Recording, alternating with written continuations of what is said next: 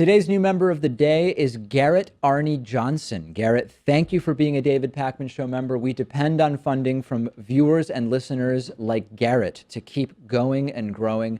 Please sign up. You'll get all the great member benefits, including the world-famous bonus show. Earlier this week on the bonus show, we tried vegan cheese sent to us by a viewer, and it was great. All right, let's go to your calls. We are taking calls at 617-830-4750. We will start with our first caller of the day from the 516 area code. Caller, what's your name? Where are you calling from? And you can go ahead and jump right into your question if you want.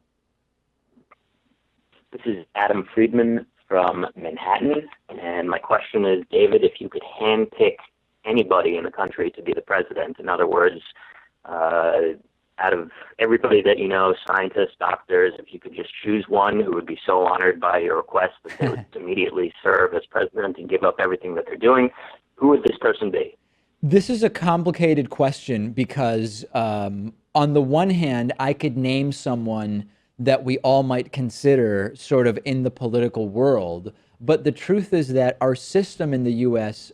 For picking politicians is so messed up that the people who really would be most competent are people that you and I, Adam, have probably never even heard of, because really we have a system that only allows certain types of people to even get into national politics. So I think that I would pick the name, I guess I would say it's a nameless person that I think would be the best person to be president of the United States. It's someone we haven't heard of. It might be a college professor or a scientist or something like that. But I think the issue is we don't know actually most of the people who would be the best in that role. You know what I mean, Pat? And in a country of 300 million people, if you got a bunch of these people together, each person would be more impressive than the next, which really goes to the idea that it was a shame that the best two people we could get in 2016 were Donald Trump and Hillary Clinton. Yeah, so it does say a lot about the system. So do you have a name in mind that you would pick?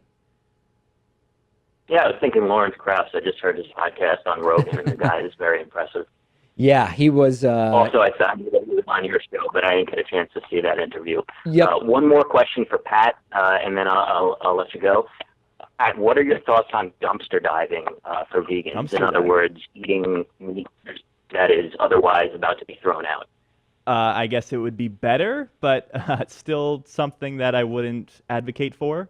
You wouldn't go purposes. Because the idea of freeganism, as opposed to veganism, is that you go and you know all of the almost perfect food that gets thrown out, you pull it out of the dumpster, so to speak. It reminds me of fur coats being donated to people who are homeless and otherwise don't have a way of keeping themselves warm. So I guess that is certainly better, and you know, I don't know if I'm in support of it, but it's a step forward. All right, we're going to have Pat do a detailed review of freeganism, and then we will follow up if he ends up having strong feelings about it. All right, thanks so much. Really appreciate the call. Thanks, guys. All right, take care.